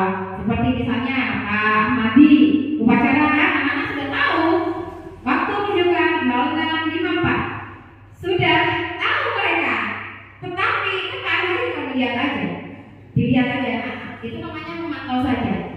Nah, anak-anak yang tahu kalau dipantau akhirnya lari. Kalau tahu nggak ada Pak Ahmadi ya diam saja. Itu posisi pemantaunya, menyelesaikan diri bila diawasi. Tapi lebih baik daripada di posisi sebagai penghukum. Setidaknya kita ada buat mereka ketika mereka membutuhkan kita, gitu loh. Kemudian yang paling atas posisi kontrol adalah posisi manajer. Ini sudah kontrol, menghargai diri sendiri. Guru berbuat seperti apa? Mengajukan pertanyaan-pertanyaan. Kemudian guru berkata, apa yang saya ini, apa yang bisa kau kerjakan untuk memperbaiki masalah ini, menguatkan pribadi hasilnya. Kemudian kaitannya dengan dunia berkualitas, murid meletakkan dirinya sebagai individu yang positif dalam dunia berkualitas. Kemudian murid berkata, bagaimana caranya saya bisa memperbaiki keadaan? Dampaknya pada murid mengevaluasi diri, bagaimana cara memperbaiki diri. Nah, posisi sebagai manajer ini mari kita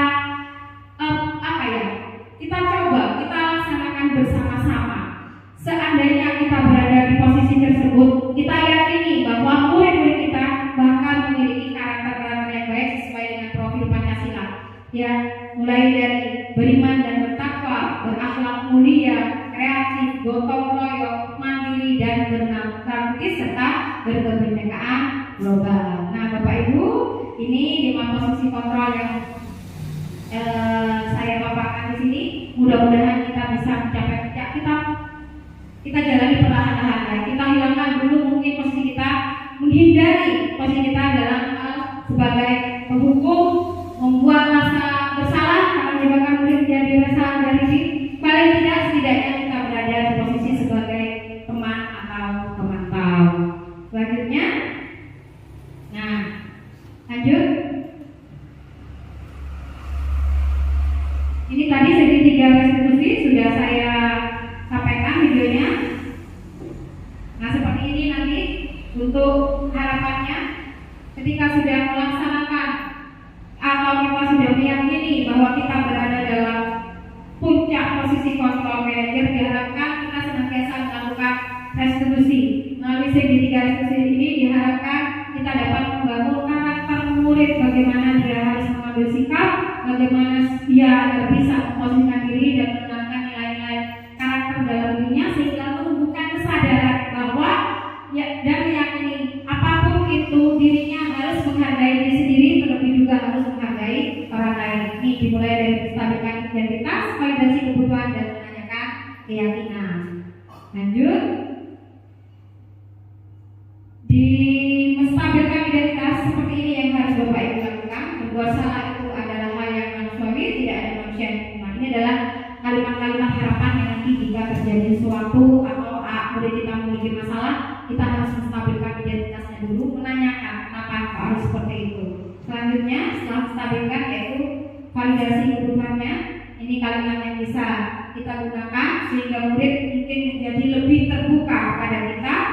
Selanjutnya, yang terakhir, menanyakan keyakinan, apa nilai yang kita percaya dari apa yang kamu rasakan ketika melakukan itu, kamu akan menjadi orang yang seperti apa. Nah, nih, lanjut, sudah ada ya.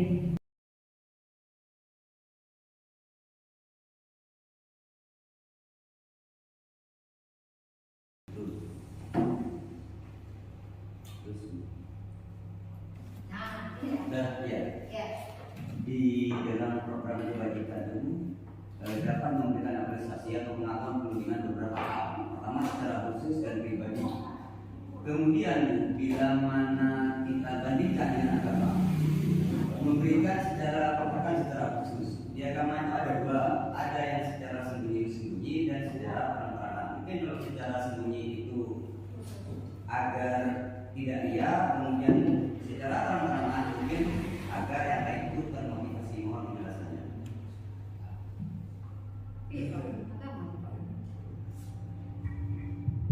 Terima kasih atas pertanyaannya. Mungkin yang dengan katakan itu berhubungan dengan penghargaan yang ada kaitannya dengan saudara atau teman. Itu yang saya pahami, yang ada penghargaan secara sembunyi-sembunyi dan terang-terangan itu hanya di infak dan saudara. Jadi Nabi Muhammad SAW melakukan penghargaan terhadap orang yang berinfak atau bersedekah itu sembunyi-sembunyi dan terang-terangan. Sembunyi-sembunyi ini maksudnya saat dia bersedekah, Nabi Muhammad langsung menguji tanpa diumumkan kepada lain. Nah, yang terang-terangan ini juga pernah diumumkan bahwa sahabat inilah sahabat yang paling beriman, contohnya Abu Bakar. Ya, jadi saya kira kita sebagai guru tahu memposisikan diri saat sembunyi-sembunyi atau saat terang-terangan. Jadi yang saya ketahui tentang sembunyi-sembunyi atau terang-terangan itu pada saat konteks seseorang memberikan hartanya atau di kepada. Mungkin saya kurang referensi.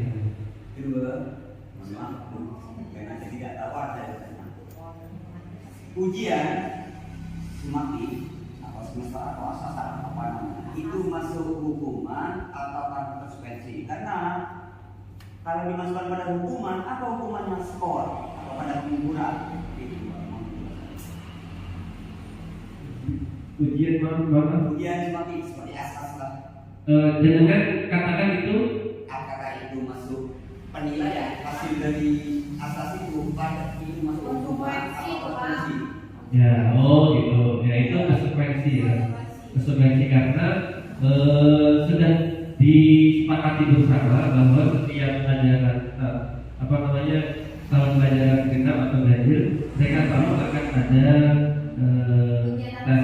tes atau penilaian. Jadi seharusnya mereka karena sudah tahu mereka mempersiapkan diri. Jadi itu termasuk konsekuensi bukan hukuman ya, karena itu diketahui bersama dan tidak sepihak. Jadi intinya hukuman itu sepihak, tidak sepihak. Jadi kita sebagai guru mengetahui evaluasi, kemudian mereka sebagai murid juga mengetahui hasil belajar mereka sendiri. Itu termasuk konsekuensi. Ini langsung sesi pertanyaan.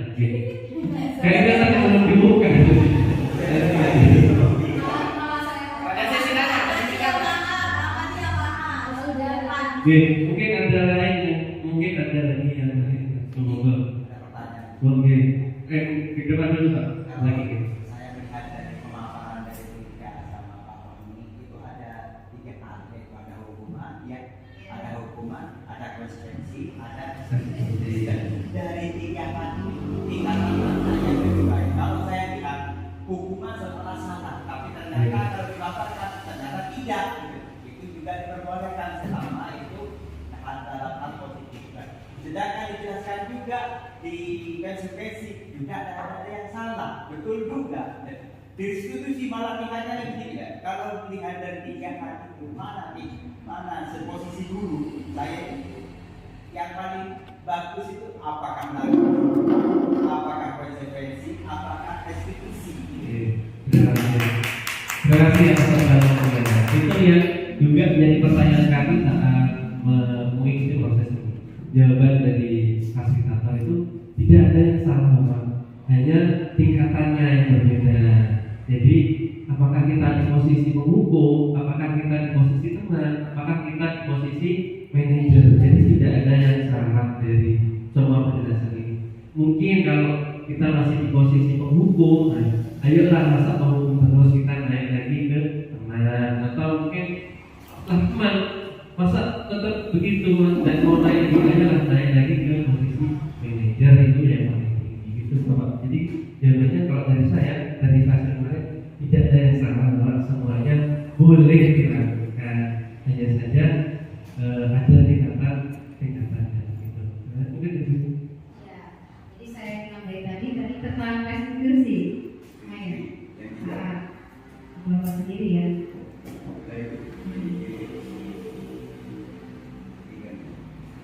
Restitusi.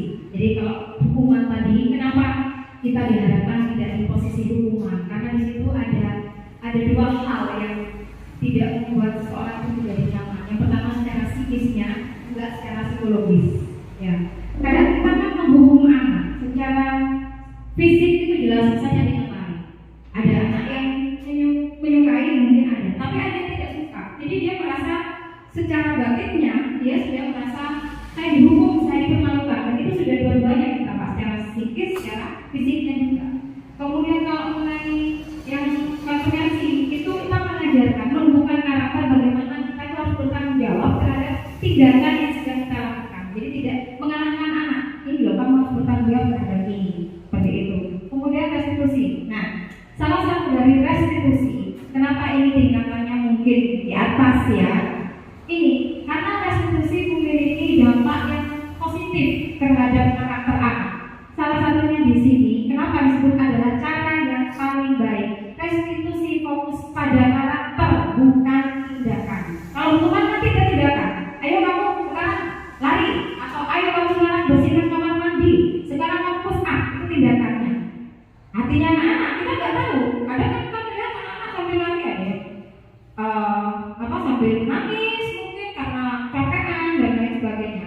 Kemudian restitusi itu fokus pada solusi. Kita tidak menyalahkan anak, tetapi dia sendiri yang mengungkapkan masalahnya dan dia sendiri yang tahu caranya bagaimana menyelesaikan masalah yang dihadapi. Kita sebagai gurunya di posisi sebagai manajer, kita arahkan bagaimana nanti dia bisa membentuk karakter yang lebih baik. Kemudian restitusi mengembalikan murid yang bersalah pada kelompoknya. Nah, kan dia tadi saya membuli. Tindakan membuli itu menurut kamu sesuai tidak dengan keyakinan mereka? Tidak, Bu. Dia tahu apa yang tidak sesuai dengan keyakinan kelas, karena saya tidak menghargai dan menghormati teman saya. Kalau sudah begitu, apa yang harus kamu lakukan? Saya harus minta maaf. Nah, itu solusinya. Dia tahu sudah, saya harus minta maaf, dan itu tumbuh dari kesadarannya sendiri, menumbuhkan keyakinan yang sesungguhnya pada murid. Demikian Pak Fahmi. Mungkin ada yang mau tanya. Oh, Pak Zaki, monggo Pak Zaki. Jangan susah-susah ya Pak jawab pertanyaannya. Ya. Ini juga dalam rangka kebingungan, karena tadi juga ada contoh terkait dengan yang penghargaan Bapak Fahmi dan Buka. Jadi ketika kita memberikan penghargaan secara terang-terangan dengan tadi, jadi terkadang ada siswa yang kecemburuan sosial yang gitu, saya ini kok enggak. Nah, padahal dalam satu keterangan di Al-Quran disebutkan wa amma bi ni'mati rabbika fahaddits. Ketika kamu mendapat nikmat, maka sampaikanlah. Kenapa? Supaya kalian bisa mengikuti. Nah, kadang ketika saya memberikan penghargaan atau apalah sebutnya kepada siswa dengan harapan mudah-mudahan kalian bisa mengikuti. Tapi ternyata tidak itu tadi. Ada iman yang bisa sampai begitu. Saya gini, tapi kok gini? Gimana? Di satu sisi saya meyakini ada ajaran yang seperti itu. Agar menikmati logika positif. Ketika ada kalimat sampaikan. Kenapa? Supaya orang bisa mengikuti. Ini kira-kira solusinya bagaimana? Atau cara baiknya seperti apa? Itu saja berkait. Terima kasih.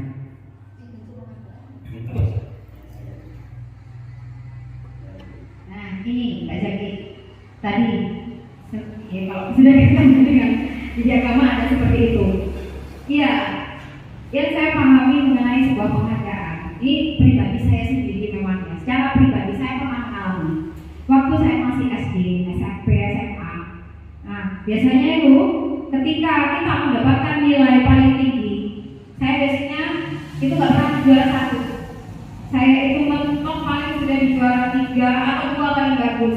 Nah, itu saya rasakan sendiri. Ketika saya mendapatkan penghargaan, misalnya sebuah kado dari guru saya di depan semua siswa, saya merasa bangga.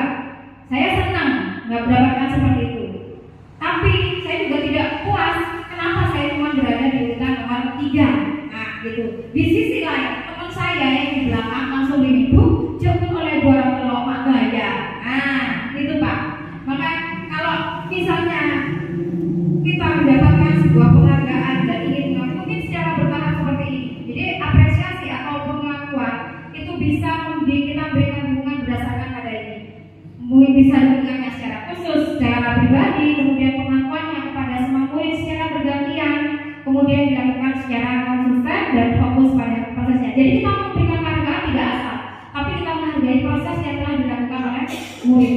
Kan kadang kita mengasih penghargaan karena disuruh-suruh ya, karena ayo belikan bapak permen misalkan. Ini kembalinya memberikan itu kan juga penghargaan seperti itu. Itu penghargaan secara pribadi ya. Nah, kalau yang secara bergantian ke semua murid, kita bisa mengapresiasi murid dengan cara kita mengangkat murid ini mendapatkan medali, kita berterima kasih.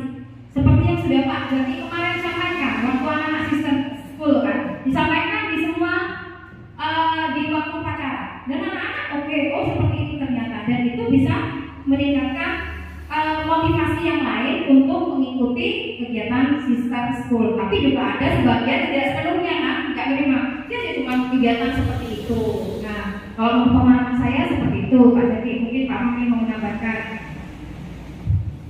Terima kasih atas pertanyaannya, luar biasa sekali. Pertanyaannya sulit untuk dijawab karena permasalahan sosial bagi saya itu memang ada pro-kontra.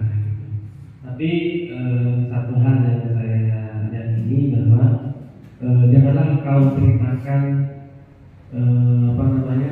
kenyangmu terhadap orang yang lapar. Janganlah kau ceritakan anak-anakmu kepada orang yang belum punya anak. Itu salah satu hal yang saya yakini bahwa kesenangan itu tidak harus selalu diungkapkan. Tapi ada hal beberapa hal yang mungkin oke lah kalau bisa itu membuat motivasi orang lain kita ungkapkan, tapi tidak berlebihan lah itu.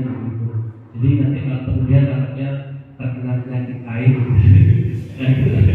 Karena memang penyakit lain kan cuma datang dari orang yang dirinya harus nanti sama kita. Mungkin itu saja Mas Zaki, sedikit sekali saja masalah.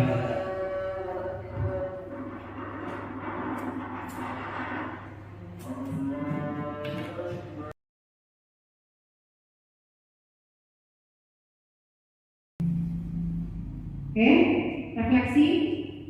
Sebelum saya akhiri diskusi saya ingin Bapak dan Ibu di sini melakukan refleksi dari materi yang sudah saya sampaikan tadi bersama dengan Pak Fahmi. Yang pertama, hal baru apa yang mengubah paradigma saya yang saya dapatkan, perasaan apa yang muncul selama mengikuti sampai ke Pak.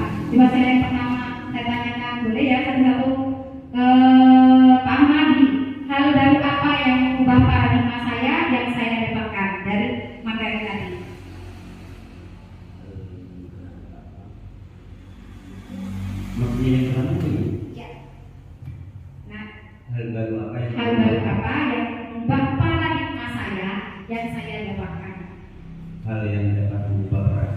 itu selebihnya pengetahuan dari paparan tadi. Kemudian apa yang didapatkan dari hal tersebut dapat dipraktekkan di dalam keseharian sehingga itu bermanfaat. Amin. Jadi diterapkan dalam kehidupan sehari-hari ya Pak. Mudah-mudahan nanti kita dapat mengubah paradigma lama kita yang selalu memposisikan diri sebagai penunggu. Kemudian yang kedua Pak Munir, perasaan apa yang muncul selama mengikuti sesi ini khususnya mengenai makna disiplin dan motivasi intrinsik menghargai diri sendiri? Ya, terima kasih. Perasaan apa yang muncul selama di sesi ini, jadi merasa saya senang dan bisa menjadi motivasi bagi saya pribadi untuk mengetahui makna disiplin dan motivasi intrinsik. Jadi mudah-mudahan dengan pertemuan ini bertambah ilmu kepada saya dan juga rekan-rekan semua. Terima kasih. Terima kasih Pak Munir referensinya. Kemudian yang ketiga adalah bagaimana peran Among. Peran Among seperti apakah yang saya telah lakukan selama maksudnya selama mengikuti diseminasi ini, boleh dijelaskan mungkin ya peran Among. Among itu mengemong, ya Pak Mani Among. Mungkin Putri pada posisi saat ini. Baik. Jadi peran Among seperti apa yang telah saya lakukan selama mengikuti modul ini? Peran Among yang lebih baik daripada sebelumnya pastinya. Jadi ada hal-hal yang memang sudah saya lakukan. Beberapa tadi saya mengikuti modul itu sudah ada beberapa yang saya lakukan dan ada yang belum saya lakukan. Nah, yang belum saya lakukan seperti tadi untuk mencapai di level manager itu mungkin itu yang nanti ke depannya akan saya lakukan. Oke, terima kasih. Yang terakhir, Bapak Joki, saya akan menjadi Among yang seperti apa? Apakah mungkin sejak hubungan tadi, mungkin memantau apa teman, membuat rasa bersalah atau manajer? Baik, terima kasih waktunya. Untuk yang seperti apa tentu akan dengan berdosa ke depan kita ingin lebih baik lagi. Karena jujur memang insya Allah bagi kita semua itu bukan yang baru dan cuma hanya belum fakta saja. Kalau saya ingat dari tadi itu sama ketika saya ingat materi tentang apa metode qiraati ya, bahwa metode qiraati itu sebenarnya sama dengan metode lain ketika kita belajar Quran. Tapi bedanya apa? Qiraati lebih sistematis. Sama dengan mungkin apa yang ada di bawah. Insya Allah kita semuanya sudah mengenal jujur banget ini, semuanya sudah. Cuma kita ada tatanan sedikit deh. Dengan itu maka mungkin harapannya lagi lebih baik lagi karena sudah mengikuti kegiatan ini. Itu saja barangkali. Terima kasih. Ya, terima kasih atas referensinya. Sekali lagi saya ucapkan terima kasih kepada teman-teman bahwa yang jelas seperti yang tadi dikatakan oleh Pak Dev, kita sudah pernah mengalami posisi kontrol. Mungkin kalau saya itu di posisi manajer, saya masih mau ke arah seperti itu. Tapi mari kita bersama-sama sebagai pendidik bagaimana kita memberikan pelayanan yang terbaik buat murid-murid kita, bagaimana kita bisa menuntun, bisa mengakomodir mereka menjadi anak-anak yang memiliki kebahagiaan dunia dan akhirat. Terima kasih. Yang berian buat materi kita pada siang hari ini, dan awalnya kita jam ini sudah bukan tanpa terasa. Saya ucapkan banyak terima kasih kepada Pak Fahmi dan juga Bu Rika selaku dalam hubungan dari apa yang sudah dipaparkan tadi, mulai dari awal sampai segitiga restitusi sampai 5 kontrol. 5 kontrol yang harus kita pilih salah satu. Kita sekarang itu berada di mana? Akan tetapi dari 5 kontrol tersebut kita harus berusaha di poin nomor 5, yaitu sebagai manajer. Antara hukuman dan konsekuensi memang kita tanpa sadar, kita tanpa mengetahui, kita tanpa ditata dengan baik, kita berada di penghukum dari dulu. Akan tetapi kita pernah melaksanakan yang manajer. akan tetapi kita lupa kapan dan tidak terencana. Jadi apa yang sudah didapatkan, dari apa yang sudah kita dapatkan, kita kembali lagi ke hati nurani kita. Sebenarnya seperti itu. Kita tanpa menghukum untuk mendisiplinkan anak-anak. Kalau dulu aman-aman saja, akan tetapi setelah membaca KHD dari modul 1.1 itu semua sudah berubah, harus berubah 360 derajat. Dari menghukum mencari, harus sudah bisa mencari solusi. Yang mana di situ ada yang di poin 5 posisi kontrol, yaitu kita harus berusaha menjadi seorang manajer. Mungkin itu saja hanya penguatan saja dari saya pribadi, dan juga saya ucapkan banyak terima kasih atas pengetahuannya dari Bapak Fahmi dan juga Ibu Ika, dan juga saya ucapkan banyak terima kasih kepada kepala sekolah yang sudah mendukung kegiatan pada siang hari ini, dan juga kepada seluruh dewan guru mulai dari tadi pagi sampai sekarang masih bersedia di tempat ini dalam desiminasi modul 1.4 budaya positif. Sekali lagi saya ucapkan banyak terima kasih kepada seluruhnya, baik dari Bu Ika, Pak Fahmi, dan juga seluruh dewan guru. Kita belajar di sini bukan, betul katanya bukan tidak menggurui, kita sama-sama belajar, dan kita harus bisa melaksanakan posisi 5 posisi kontrol, yaitu di dalam manajer. Kita selalu sebagai manajer. Mungkin itu saja kegiatan designasi pada siang hari ini. Kurang lebihnya saya mohon maaf selaku pembawa acara manakala ada kata-kata yang kurang berkenan. Sebelum kita akhiri, marilah kita tutup acara designasi modul 1.4 budaya positif calon guru pembela angkatan 9 SNKN 4 Sukowono, yang mana pematerinya di sini adalah Pak Fahmi dan juga Ibu Ika. Marilah kita tutup acara pada siang hari ini dengan bacaan alhamdulillah bersama-sama. Terima kasih atas waktunya. Saya selaku bawa acara sekali lagi mohon maaf apabila ada kekurangan. Wabillahi taufiq wal hidayah. Wassalamualaikum warahmatullahi wabarakatuh. Beri aplaus yang meriah buat Ika dan Pak Fahmi.